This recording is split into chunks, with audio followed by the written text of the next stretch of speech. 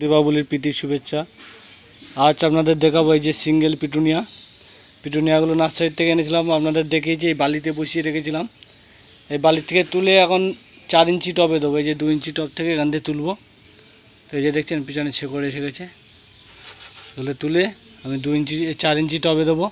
সেটা দেখাবো আপনাদের কি সার দিয়ে কি মাটি দিয়ে। চলুন দেখাই।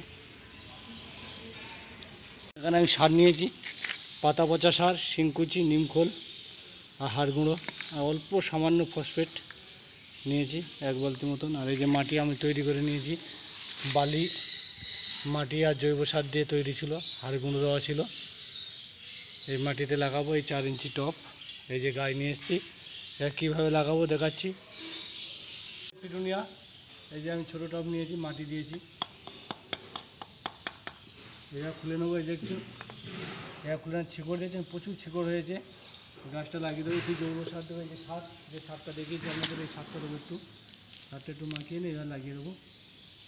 পিটুনিয়া যেহেতু শীতের একটা অন্যতম খুব সুন্দর একটা ফুল, আর ফুলটা 3 মাস থাকে, 3 মাস ধরে পিটুনিয়া ফুল দিয়ে যায়। ওই জন্য পিটুনিয়াটা খুব ভালো একটা ফুল, আপনারাও করবেন ছাদে বাগানে, খুব ভালো হবে।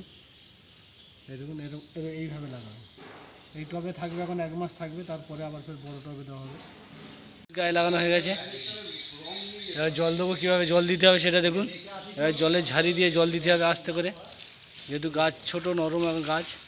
এবং আস্তে আস্তে জল দিয়ে একদম শেডের ভিতরে রাখবেন। এখন 2-3 দিন শেডের ভিতরে রেখে তারপর রোদে বার করতে হবে।